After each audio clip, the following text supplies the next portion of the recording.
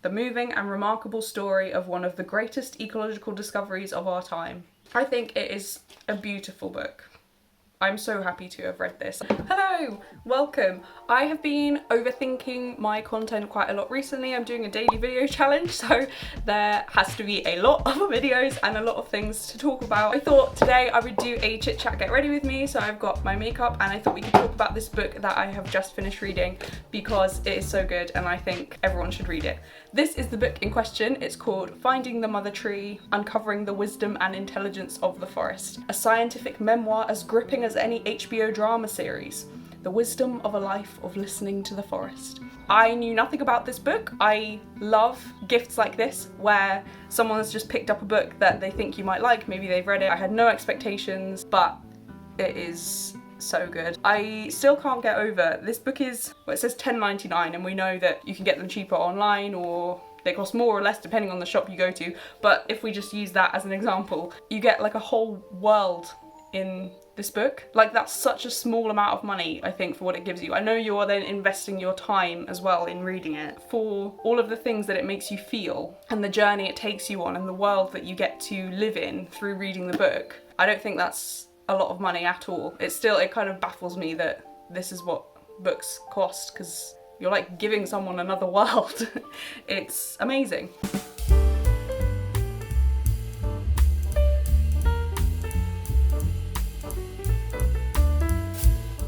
Ta-da! I am now wearing foundation. This is a very well written memoir. As I said, it is a scientific one. It's about and written by Suzanne Simard, who is Canadian and grew up in a family who did lots of forestry, chopping down trees, selling different kinds of trees. But then she decided to dedicate her life to studying the trees and seeing how they are connected. I will say first, it's really well written in that a lot of the stuff can get very scientific. And while some of it is interesting, there are lots of bits that I can't understand. There were points where she'd be talking about some experiment that she's doing where they would divide the trees into 3 different categories and be like, okay, this is the control group, and then we're gonna do this to this group of trees and this to this group of trees, whether it's about like the amount of carbon or different isotopes. I have no idea what I'm talking about, but she explains it so that you can follow along. To a point, it's interesting and I'm like, oh yes, I know what a control group is, but it's really well paced in that I would inevitably, here it is. I would inevitably reach a point where, as she's telling this story of doing this experiment with whatever isotope carbon-13 or looking for whatever kind of fungus in the roots of the trees in the forest, I would be going along with this and thinking, yeah, okay, I can understand, I know what's happening here. But there would come a point where she keeps talking about these different trees and I'd feel myself zoning out, kind of. But I'd be like, well, I want to keep reading, I want to see what happens, even though I was starting to be like, it's getting to a point where I don't understand. And she does like a really good job of explaining what's happening. I don't want it to sound like like it's really scientific. Like I'm not a science person and I could still follow what was happening. As I could feel myself zoning out, then she would be like, oh, and then as I was looking at the roots of this particular tree, I then saw a hawk overhead, and she was like, you're never alone in the forest, and you're like, ooh, drama. And then she keeps looking, and then like what will happen is she'll come across a bear or some bear cubs and be like, oh no. And that to me is just wild. Like, I don't live in a place where there are bears, but she's going into the forest alone or with a friend, but like, even if you're with people, you're not gonna fight a bear. I think it's really well told. There's an understanding of this experiment and the work she's doing is important and interesting, but there also needs to be like a story, like some kind of drama to keep you engaged when you start to be like, this is getting a bit too sciencey. I think it's such a good balance, and it is a memoir as well. It's not just about her findings and the different experiments and her different work. Like, yes, that's what it's centered around, but it's also, she talks about her life, about her children, her marriage. Such a good book. One thing I appreciated a lot reading this was I read it over a period of weeks. I think it took me quite a while to get through, and that wasn't because it was heavy going. That was just because, I mean, I'm doing my daily video challenge. I've got a lot going on, so I don't have as much time to read. I could easily have read this in a few days. It's not difficult to read. It's fascinating. But I did really actually appreciate the fact that I read this a bit more slowly, because it gave me time to digest everything I was reading, to really feel part of the world that she describes. It felt like a journey, not only the journey through her life and the things that she's discovered, but also just the process of reading it also felt like a journey for me. Like with any book that you're reading and you get involved in the story. Just love it, I love it. In terms of the things that she discovers, it's pretty groundbreaking stuff.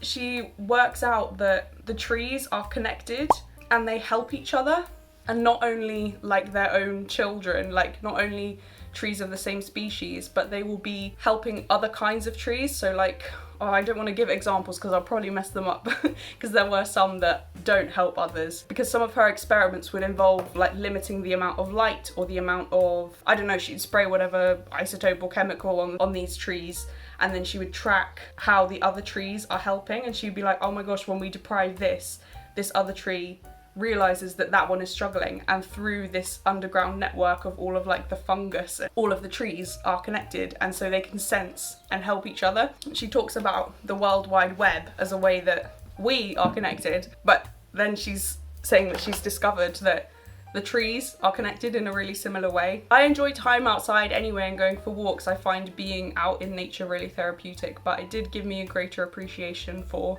the trees.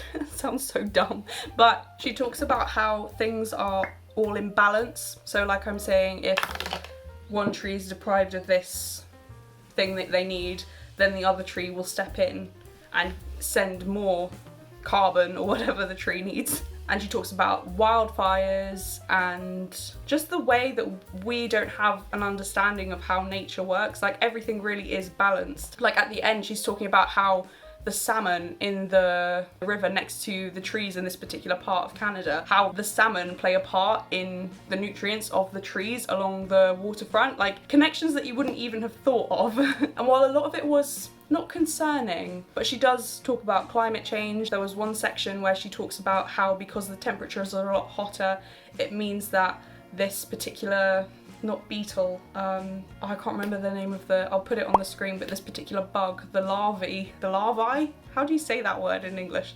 Larvae, the bug babies. How these, gross little bug things, because the temperature has got hotter, their population exploded and these things eat the trees. So then there was this whole dying off of all of these trees because they've been eaten by these bugs because the temperature had got hotter. So she's highlighting these connections and bringing home the fact that we are all connected. And I think the really interesting part, because a lot of the time it can be a lot of, oh, there's nothing we can do, or we've passed the tipping point now, which I think unfortunately we probably have.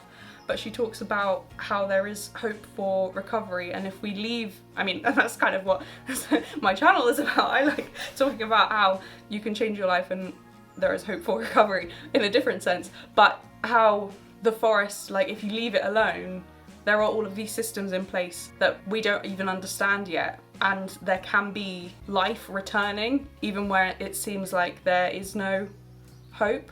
It's like I'm sure at the end of not Blue Planet, Our Planet, one of the David Attenborough programs, where he shows what it's like at Chernobyl, because everyone left after the explosion and now it's all overgrown, and he talks about how nature is healing and life is returning there. So that was quite a hopeful message that she had, because she's someone who's spent her life studying the trees, being with the trees, learning about how these things are all connected, and she's like, there is a chance that things can improve.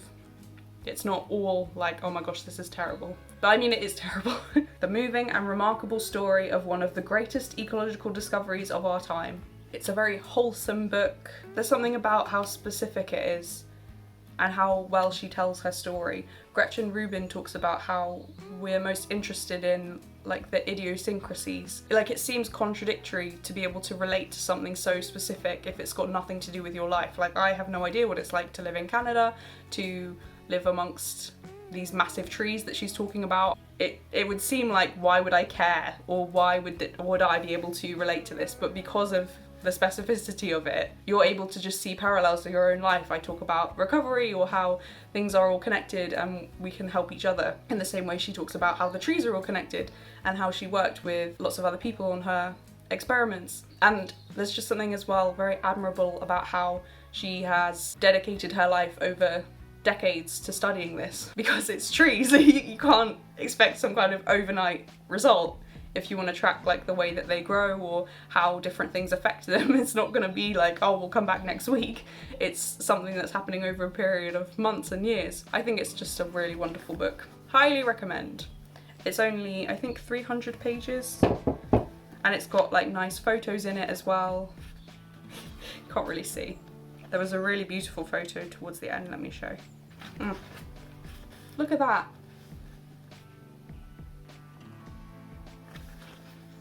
It's wonderful.